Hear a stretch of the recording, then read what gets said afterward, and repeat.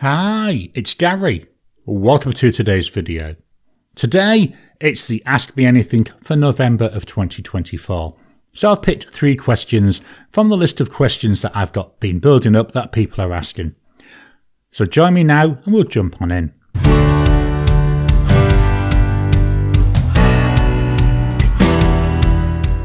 So the best place to start? Well, it's with the first question. The first question is, if you could design your own fountain pen, what colours and features would it have? Interesting one. And what I've tried to do with these questions, I don't think too much, but obviously you can't help but thinking about them. I like to give you more of a stream of consciousness. But for me, I would look for a piston filler. I don't mind my vacuum fillers, but I think, a piston filler, you lose a bit of space, but they are a little bit more convenient than a vacuum filler, and you get more ink capacity than you get with a cartridge converter.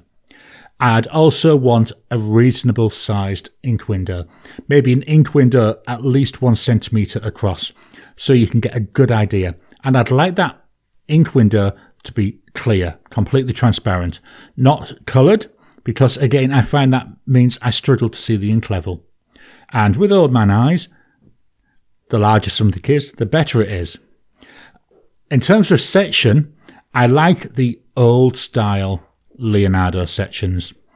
The new ones are more of that hourglass shape where the old ones had the step down. Really like that. So a Leonardo, old style Leonardo type section. And I'd want, I've got to be honest, I think a number 8 nib. I think the large nib looks really nice. Quite happy with that being a steel nib. Most of my steel nibbed pens actually write as well. Some of them even better than some of my gold nibbed pens. So I'd be quite happy with a number 8 steel nib. Nib size would be broad, but I do like my broad nibs.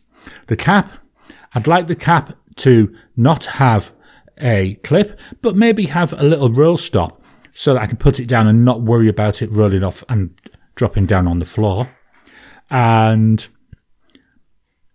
width-wise, I would think the section maybe about 1.2 centimetres wide at its narrowest. And body, the body wouldn't bother me. I'd like it to be long enough so I don't need to post it. So maybe when it's uncapped, about 14 centimetres. I think that will be about perfect. And that's from the tip of the nib to the end of the pen. So hopefully that answers that question, what I would have. Question number 2. Have you ever had any encounters with kangaroos, wombats, or unique animals found in Australia? Quite a few. Let's start with snakes. In my time in Australia, which is about 19 years as of now, I've seen 2 snakes, and they were both within 10 days of each other. One of them I saw when I was out on a walk.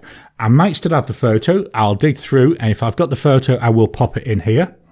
It's a venomous snake, the one we saw. I believe it's a tiger snake. It's like in the top 10 most venomous snakes. And I think that's in the world, but I might be wrong there. It's definitely in the top 10 of Australian snakes. Quite interesting to see it. And then, a few days later, we're out on another walk in a different area, and we saw a snake curled up underneath a bush. Fortunately, we kept the dogs away from it because we were out walking the dogs. So, that's the snakes. Kangaroos. We used to love going camping. And my second time out camping in Australia, so we'd only been here less than a year. We were in the tent and we were asleep. And suddenly the tent started going like this. Really badly, really jerking. I've got to be honest, I've never been so scared in my life. Eventually we got out and there was a kangaroo caught up in the guy lines. That's my first real look at kangaroos. Where we live, we face over onto open ground. And there are kangaroos there. So we often see kangaroos literally just over the road from us. And we do get kangaroos coming into our front garden because we know that, we have seen a couple of times, but we know it better because we find the droppings on the lawn. So we do get kangaroos coming over. I think that's because, obviously, with going through a drought, they're coming over for water. That's the main reason they're coming over here. So, yeah, kangaroos. Wombats, I haven't seen a wombat yet. There's echidnas, again, so I'm going back a number of years here, when we lived still in Victoria. We went away for a weekend to a place called Lawn, and that's in like a hilly area. So we were going out, I can't remember where we were going, but we were driving through the hills. It might have even been on the way home, and it's nice and forested. And then on the side of the road, we went past, and we said, is that an echidna? So we pulled over, we walked back, and yeah, there was an echidna. So yeah, we had a few encounters with the wildlife. I mean, the other big one, which people always talk about, are spiders.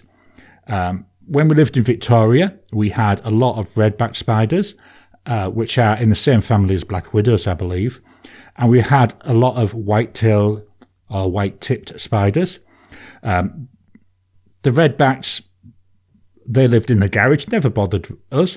The white tips, they would get all over the place. With a white tip, the one thing that somebody did tell me, I don't know how true it is it's not so much that it's a venomous bite, but it can cause necrosis. The other story I've got with spiders is when we actually first moved here into Western Australia, and I used to leave for work about 5:30 in the morning. One day I went out and it was just starting to get light, and we've got a little porch at the front of the house, and so I locked the door, turned around, and there across the front of the porch was this bloody great cobweb, and in it there was this spider. Oh, I tell you, I thought it was an alien facehugger. The body is about that big. The legs were out to about here. You know, it was bigger than a dinner plate.